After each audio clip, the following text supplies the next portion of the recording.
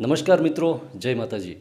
મિત્રો, શિયાળાની ઋતુ ચાલુ છે ને આ ઋતુમાં જે ફળો અને ફ્રૂટ્સ મળે છે એ ખૂબ જ પાવરફુલ અને શક્તિશાળી હોય છે, જે શરીરને ખૂબ ફાયદો કરનારા હોય છે. અને એમાંનું એક ફળ એટલે સંતરા, ઓરેન્જ. આપણે બહાર લારીઓમાં જોઈએ તો સરસ મજાના કેસરી કલરના સંતરા જોવા મળે છે. પણ આ સંતરા ખાતા પહેલાં એક વાત છે એ યાદ રાખવી જોઈએ, કેમ કે સંતરા છે ને એની સાથે બે ત્રણ વસ્તુ એવી છે કે એ સંતરાની સાથે ન ખાવી જોઈએ, અથવા સંતરા ખાઈને પછી તરત પણ ન ખાવી જોઈએ, કે સંતરાની પહેલાં તરત પણ ન ખાવી જોઈએ. કેમ કે મિત્રો, આનાથી વિરુદ્ધ આહાર છે એની ઇફેક્ટ છે શરીરમાં થાય છે. કેમ કે આયુર્વેદમાં કહ્યું છે કે વિરુદ્ધ આહાર છે એ લેવાથી શરીરમાં અનેક સમસ્યાઓ થાય છે.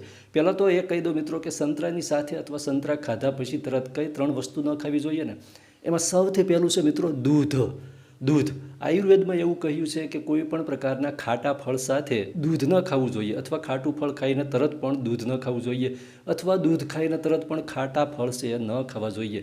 કેમ કે આ પ્રકારનું જે કોમ્બિનેશન છે એના લીધે વિરુદ્ધ આહારને લીધે જે શરીરમાં નકારાત્મક અસરો છે એ દેખાવાનું શરૂ થઈ જતું હોય છે. જોકે દરેક લોકોની તાસીર પ્રમાણે પણ આ વિરુદ્ધ આહાર છે એનાથી ક્યાંક ને ક્યાંક શરીર છે એની અંદર એનો ગેરફાયદો થાય છે. મિત્રો, વિરુદ્ધ આહાર લેવાથી મોટાભાગે સ્કિનને લગતી સમસ્યાઓ થાય છે, અથવા પાચનને લગતી સમસ્યાઓ થાય છે.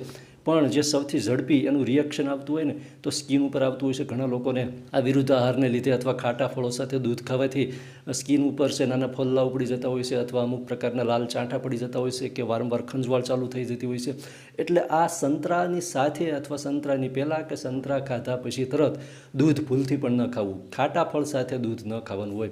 એ સિવાય સંતરા સાથે બીજી બે વસ્તુ છે એ પણ નથી ખાવાની, જેની અંદર એક છે મિત્રો ગાજર. કેમ કે સંતરાની સાથે સાથે શિયાળાની અંદર ગાજર પણ ભરપૂર માત્રામાં મળે છે.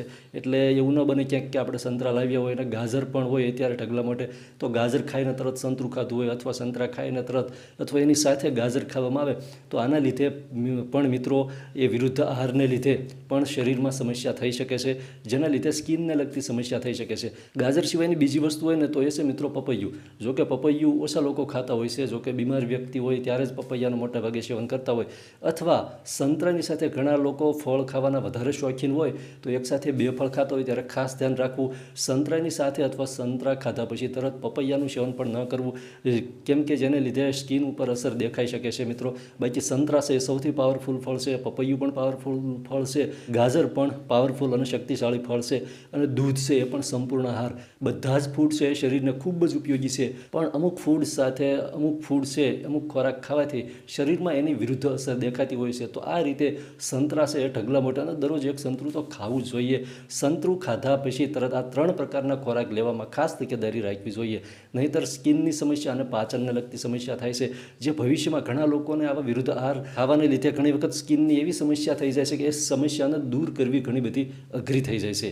એટલે ખાસ કરીને મોટાભાગે અને રાત્રે છે બને ત્યાં સુધી સંતરાનું સેવન ન કરવું જોઈએ. ખૂબ ખૂબ આભાર. જય માતાજી.